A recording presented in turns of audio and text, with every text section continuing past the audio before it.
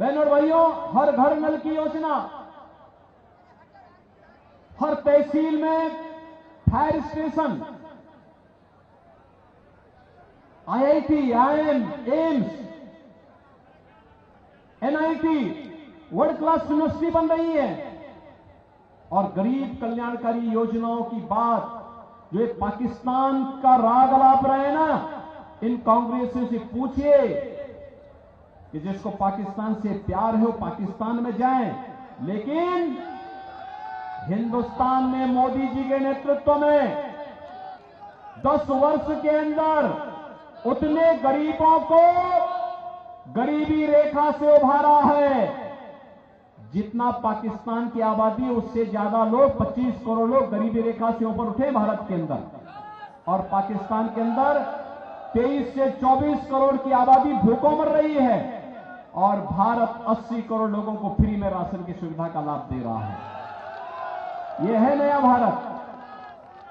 5 लाख रुपए की आयुष्मान भारत की सुविधा और देश के अंदर 60 करोड़ लोगों को, किसान सम्मान निधि 12 करोड़ परिवारों को, 12 करोड़ घरों में देश के अंदर शौचालय और 4 करोड़ घरों को, 4 करोड़ गरीबों को घर, 1,14,000 तो अकेले अमेठी में बन गए। क्या कर रहे थे कांग्रेसी खानदान? क्या कर रहे थे लोग? यहां के गरीबों को मकान नहीं दे सकते थे, यहां के घरों में पानी नहीं पहुंचा सकते थे, नारी गरिमा के प्रतीक शौचालय नहीं बना सकते थे। लेकिन नहीं, ये तो दादी ने जो नारा दिया था 1970 में, पोता भी वही रखता जा रहा है। और जब इनसे पूछा गया कि क्या करेंगे, उन्होंने कहा गरीबी एक झटके में मिटा देंगे। कहा कैसे मिटाएंगे? उन्होंने कहा संपत्ति का सर्वे करवाएंगे।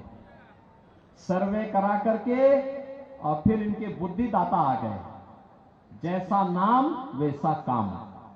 यानी उसने क्या कहा? कहा एक विरासत टैक्स लगा देंगे। विरासत टैक्स का मतलब जानते हैं ना? आपके बाप दादों की, आपके पूर्वजों की जितनी जमीन और जितना भी मकान होगा, जितनी प्रॉपर्टी होगी, जितना जेवरात होगा, इसमें से आधे पर एक कांग्रेस के लोग जबरन कब्जा करने का प्रयास करेंगे। ये इनका विरासत टैक्स है। यानी अब इनके अंदर औरंगजेब की आत्मा भी घुस गई है, जो जजिया कर आप पे लगाना चाहती है। क्या आप इसको स्वीकार करेंगे? क्या अपनी संपत्ति का बंदर बांट करने देंगे? क्या कांग्रेसियों को गुंडागर्दी करने की छूट देंगे? क्या? बहनों और भाइयों, कांग्रेस का घोषणा पत्र एक खतरनाक इशारा और करता है। कितना खतरनाक इनके मंसूबे हैं। इनके मंसूबे तो देखो क्या कर रहे हैं देश के लिए लोग। इन्होंने जब यूपीए की सरकार थी उस समय भी इन्होंने करने का प्रयास किया था। अनुसूचित जाति, जनजाति और पिछड़ी जाति के आरक्षण के अधिकार पर इन्होंने सेंध लगाने का प्रयास किया था। भारतीय जनता पार्टी और एनडीए ने उस समय विरोध किया था। हम लोगों ने कई दिनों तक संसद में विरोध किया। कहा था बाबा साहब भीमराव अंबेडकर ने कहा है, बाबा साहब भीमराव अंबेडकर ने क्या कहा था? धार्मिक आधार पर आरक्षण नहीं हो सकता। मोदी जी के तीसरी बार आने का, मोदी जी का तीसरी बार आने का, प्रधानमंत्री बनने का दो ही विरोध कर रहे हैं। दो लोग कौन है? एक रामद्रोही है और एक पाकिस्तान है। यही तो विरोध कर रहे हैं। पाकिस्तान को भी अच्छा नहीं लग रहा है, क्योंकि उसे मालूम है कांग्रेस के समय जब आतंकी विस्फोट होते थे तो कांग्रेस के नेता क्या कहते थे? कांग्रेस के नेता कहते थे वो सीमा पार से। आज तो नहीं है ना सीमा पार का आतंक। आज तो जोर से बम विस्फोट हो, कहीं पे पटाखा फट जाए ना तो पाकिस्तान सबसे पहले सफाई देता कि साहब मेरा हाथ नहीं है, क्योंकि उसे मालूम है ये मोदी जी के नेतृत्व में नया भारत है। ये छेड़ता नहीं है, लेकिन कोई छेड़ता है तो उसको छोड़ता भी नहीं है। इस मंच पर, इस मैदान में और मैदान के बाहर पूरे क्षेत्र में आज जनता कहती है पूरे राष्ट्र से